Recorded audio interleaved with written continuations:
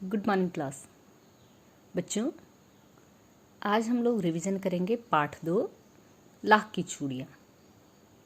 ठीक है, तो पाठ हम पहले ये पढ़ चुके हैं। अब परीक्षा की दृष्टि से जो है इसका पुनरावृत्ति करेंगे यानी रिवीजन करेंगे। तो पाठ से संबंधित जो भी चीज़ें आपके पेपर में आएंगी, परीक्षा में आएंगी, वो आपको बताया जाएगा। ठीक है, और इसका पुनरावृत्ति की जाएगी। ठीक है, तो मेरे साथ साथ आप लोग जो इसके कठिन शब्द हैं उनको रेखांकित करेंगे यानी अंडरलाइन करते चले जाएंगे। ठीक है, और जो है पाठ में मैं बीच से आपसे कुछ प्रश्न करूँगी, तो आप एग्ज़ाम में भी आपके जो है प्रश्न जो बनेंगे वो किस प्रकार पाठ के बीच से बनेंगे वो भी मैं साथ साथ आपको बताते चली जाऊँगी। ठीक है, तो चलिए स्टार्ट करते हैं ये वाला पाठ। सारे गांव में बदलू मुझे सबसे अच्छा आदमी लगता था, क्योंकि वह मुझे सुंदर सुंदर लाख की गोलियां बनाकर देता। इससे कहानी आपको पहले मैंने बताई थी, किसकी है? लेखक के गांव में रहने वाले एक मनिहार। ठीक है, मनिहार कहते हैं जो चूड़ियाँ बनाता है लाख की, उसकी कहानी, उसका नाम है बदलू। और बदलू के जीवन में कैसे उसके रोज़गार परिवर्तन हुआ है ना, जैसे लाख की चूड़ियों की जैसे कांच की चूड़ियाँ हैं, तो उसके जीवन में क्या क्या परिवर्तन हुआ, ये सारी चीज़ें हम इस कहानी में पढ़ेंगे, है ना। कि छोटे जब मशीनीकरण हुआ तो कैसे छोटे जो व्यापारी हैं या छोटे उद्योग हैं वो कैसे बंद हो गए, उनकी क्या दशा हुई। भारतीय ग्रामीण क्षेत्रों में अनेक छोटे छोटे लोग उद्योग चलते थे, उनकी क्या दुर्दशा हुई, ये सारी चीज़ें इस कहानी के अंदर आपको समझ में आ जाएंगी, है ना। तो मुझे अपने मामा के गांव जाने का सबसे बड़ा चाव यही था कि जब मैं वहाँ से लौटता था तो मेरे पास ढेर सारी गोलियाँ होती थी, रंग बिरंगी गोलियाँ, जो किसी भी बच्चे का मन मोह ले। अरे गोलियाँ की चीज़ की होती है? वो लाख की। वैसे तो मेरे मामा के गांव के कारण मुझे बदलू को बदलू मामा कहना चाहिए था, परंतु मैं उसे बदलू मामा न कहकर बदलू काका कहता था। लेखक उसे बदलू मामा न कहकर बदलू काका क्यों कहता था? जैसे कि गांव के सभी बच्चे उसे कहा करते, क्योंकि उसके मामा के गांव के सभी बच्चे बदलू को बदलू काका कहते थे, इसलिए वो भी क्या कहता था? बदलू काका। तो समझ गए आप कि लेखक का जो है बदलू को बदलू मामा ना कह के बदलू काका क्यों कहता था? क्योंकि लेखक के मामा के गांव के सभी बच्चे उसे बदलू काका कहते। ठीक, बदलू का मकान कुछ ऊंचे पर बना था। मकान के सामने बड़ा सा सहन था, जिसमें सहन यानी चबूतरा, जिसमें एक पुराना नीम का वृक्ष लगा था। उसी के नीचे बैठकर बदलू अपना काम किया करता था। बगल में भट्टी दहकती रहती, जिसमें वह लाख पिघलाया करता। सामने एक लकड़ी की चौखट पड़ी होती, जिस पर लकड़ी लाख के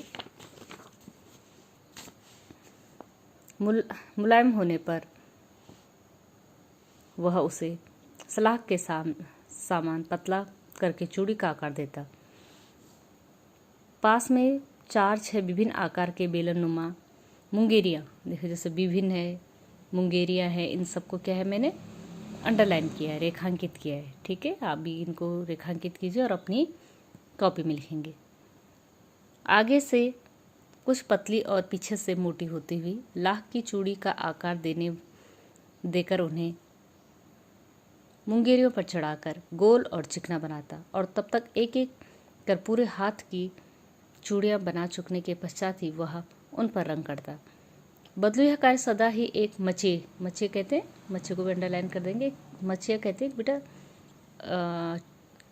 पटड़ी जैसे या छोटी सी चारपाई पर बैठकर किया करता था, जो बहुत ही पुरानी थी। बगल में ही उसका हुक्का रखा रहता, जिससे वह बीच बीच में पीता रहता। गांव में मेरा दोपहर का समय अधिकतर बदलू के पास बीतता। वह मुझे लला कहकर कहा करता और मेरे पहुंचते ही मेरे लिए तुरंत एक मछिया मंगा देता। मैं घंटों बैठे बैठे उसे इस प्रकार चूड़ियाँ बनाते देखता रहता। लगभग रोज ही वह 4-6 जोड़ी चूड़ियाँ बनाता।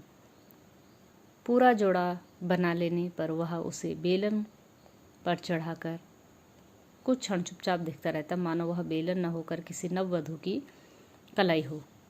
नववधू, इसको भी अंडरलाइन कर लेंगे। ठीक है, बदलू मनिहार था। बदलू क्या था? मनिहार था।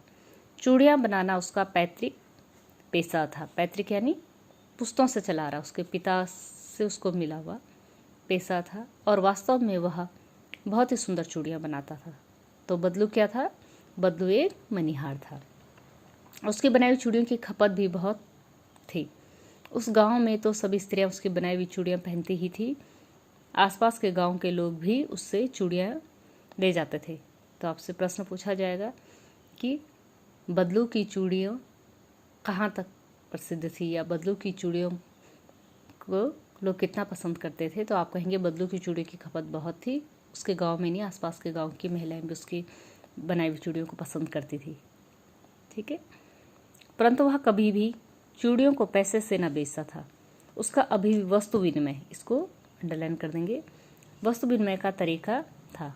लोग अनाज के बदले उससे चूड़ियाँ ले जाते थे। वस्तु विनिमय यानी एक वस्तु के बदले दूसरी वस्तु का लेना।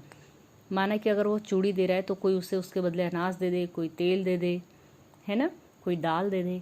तो एक वस्तु के बदले दूसरी वस्तु का लेन देन ही वस्तु विनिमय कहलाता है। बदलू स्वभाव, अंडरलाइन करेंगे, से ही सीधा था। मैंने कभी भी उसे किसी से झगड़ते नहीं देखा। हाँ, शादी ब्याह के अवसरों पर वह अवश्य जिद पकड़ लेता। जीवन भर को चाहे कोई उससे मुफ्त चूड़ियाँ ले जाए, परंतु विवाह के अवसर पर सारी कसर निकाल देता। आखिर सुहाग के जोड़े का महत्व, अंडरलाइन, ही कुछ और होता है। मुझे याद है मेरे मामा के यहाँ किसी लड़की के विवाह पर जरा सी बात पर बिगड़ गया था और फिर उसको मनाने में लोहे लग गए, एक मुहावरा है, लोहे लग गए मतलब बहुत मेहनत लग गई। ठीक है, विवाह में इसी जोड़े का मूल्य इतना बढ़ जाता था कि उसके लिए उसकी घरवाली को सारे वस्त्र मिलते, ढेरों अनाज मिलता, उसको अपने लिए पगड़ी मिलती और रुपए जो सो मिलते। यदि संसार में बदलू को किसी बात से चिढ़ थी तो वह थी कांच की चूड़ियाँ। बदलू को किससे चिढ़ थी? कांच की चूड़ियों से। यदि किसी भी स्त्री के हाथ में उसे कांच की चूड़ियाँ दिख जाती तो वह अंदर ही अंदर कुड़ जाता यानी क्रोधित हो जाता, और कभी कभी दो चार बातें भी सुना देता। मुझसे तो वह घंटों बातें किया करता। कभी मेरी पढ़ाई के बारे में पूछता, कभी मेरे घर के बारे में, और कभी यूं ही शहर के जीवन के बारे में। मैं उससे कहता कि शहर में सब कांच की चूड़ियाँ पहनते हैं, तो वह उत्तर देता, शहर की बात और है लला, वहाँ तो सब कुछ होता है। वहाँ तो औरतें अपने मर्द का हाथ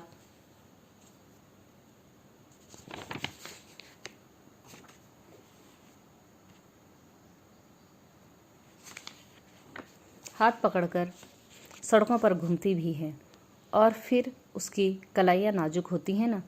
लाख की चूड़ियाँ पहने तो मोच ना आ जाए। अगर आपसे पूछा जाए ये वाक्य किसने किससे कहे तो आप समझ जाओगे ना, ये वाक्य बदलू ने लेखक से कहे। कभी कभी बदलू मेरी अच्छी खासी खातिरदारी करता। जिन दिनों गाय के दूध होता वह सदा मेरे लिए मलाई बचा कर रखता, और आम की फसल में तो मैं रोज ही उसके यहाँ से दो चार आम खा आता। परंतु इन सब बातों के अतिरिक्त जिस कारण वह मुझे अच्छा लगता था वह था उसका लगभग रोज की वह मेरे लिए एक दो गोलियां बना देता।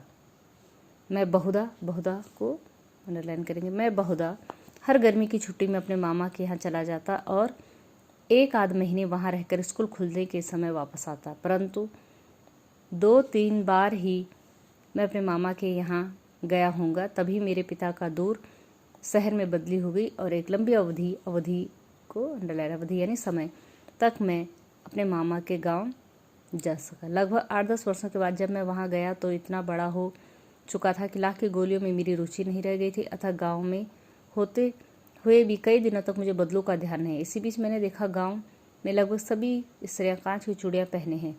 बिरले को रेखांकित, बिरले यानी कोई एक दो ही हाथों में मैंने लाख की चूड़ियाँ देखी। तब एक दिन सहसा मुझे बदलू का ध्यान हुआ। बात यह हुई कि बरसात में मेरे मामा की छोटी लड़की आंगन में फिसल कर गिर पड़ी और उसके हाथ की कांच की चूड़ी टूटकर उसकी कलाई में घुस गई और उससे खून बहने लगा। मेरे मामा उस समय घर पर नहीं थे, मुझे उसकी मरहम पट्टी करनी पड़ी। तभी सहसा मुझे बदलू का ध्यान हुआ आया। मैंने सोचा कि उससे मिल आऊँ, अतः शाम को घूमते घूमते उसके घर चला गया। बदलू वहीं चबूतरे पर नीम के नीचे खाट पर लेटा था। नमस्ते बदलू काका, मैंने कहा। नमस्ते भैया। उसने मेरी नमस्ते का उत्तर दिया और उठकर खाट पर बैठ गया, परंतु मुझे पहचाना नहीं और देर तक मेरी ओर निहारता यानी देखता। मैं जनार्दन काका, आपके पास से गोलियां बनवा कर ले जाता था, मैंने अपना परिचय दिया।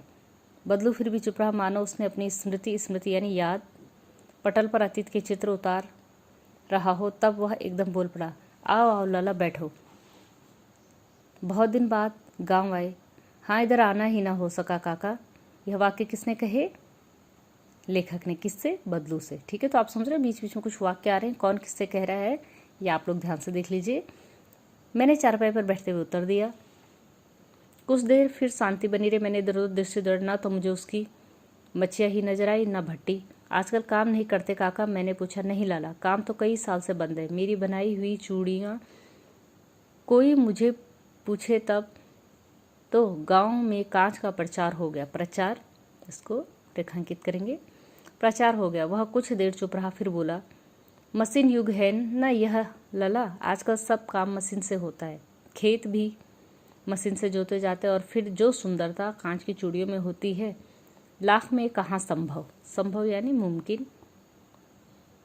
लेकिन कांच बड़ा खतरनाक होता है, बड़ी जल्दी टूट जाता है। मैंने कहा, नाजुक तो फिर होता ही है लाला। कहते कहते उसे खांसी आ गई और वह देर तक खांसता रहा। मुझे लगा उसे दम है। अवस्था के साथ उसका शरीर ढल चुका था। उसके हाथों और माथे पर नसें उभर आई थी। जाने कैसे उसने मेरी शंका, रेखांकित शंका, भाप ली और बोला, दमा नहीं है मुझे, फसली खांसी है। यह महीने 2 महीने से आ रही है, 10-15 दिन में ठीक हो जाएगी। मैं चुप रहा। मुझे लगा उसके अंदर कोई बहुत बड़ी व्यथा छिपी है। व्यथा यानी दुख। मैं देर तक सोचता रहा कि इस मशीन के युग ने कितने हाथ काट दे। इस मशीन के युग ने कितने हाथ काट दे, ये एक व्यंग है बेटा। ठीक है, मशीन के युग ने कितने हाथ काट दे का मतलब कि कितने छोटे रोजगार जो थे, कितने छोटे छोटे जो कारोबारी थे, उनका रोजगार छीन लिया गया।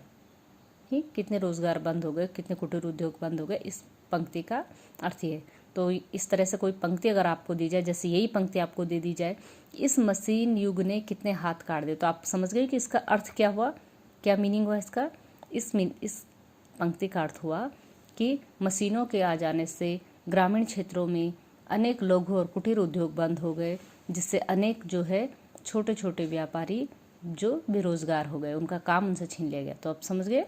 कुछ देर फिर शांति रही जो मुझे अच्छी नहीं लगी। आम की फसल अब कैसी है काका? कुछ देर पश्चात मैंने विषय बदलते हुए पूछा। अच्छी है लाला, बहुत अच्छी है, उसने कहकर उत्तर दिया और अंदर अपनी बेटी को आवाज़ दी। अरे रज्जो, लाला के लिए आम तो ले आ। फिर मेरी ओर मुखातिब मतलब देखते हुए होकर बोला, माफ़ करना लाला, तुम्हें आम खिलाना भूल गया। नहीं काका, आम तो इस साल बहुत खाए हैं। वाह वाह, बिना आम खाए कैसे जाने दूंगा तुमको, उसने कहा, बदलू ने। ठीक है, मैं चुप हो गया। मुझे वो दिन याद आ गए जब वह मेरे लिए मलाई बचाकर रखता था। गाय तो अच्छी है ना काका? मैंने पूछा। गाय कहाँ है लाला? गाय 2 साल हुए बेच दी। कहाँ से खिलाता? इतने में रज्जू, उसकी बेटी अंदर से एक डलिया में ढेर से आम ले आई। यह तो बहुत है काका, इतने कहाँ खा पाऊंगा, मैंने कहा। वाह वाह, वह हंस पड़ा। शहरी ठहरे ना, मैं तुम्हारी उम्र का था तो इसके चौगुने आम एक बखत में खा जाता था। आप लोगों की बात और है, मैंने उत्तर दिया। अच्छा बेटी, लाला को 4-5 आम छांट कर दो, सिंदूरी वाले देना। देखो लाला कैसे हैं। इसी साल यह पेड़ तैयार हुआ है।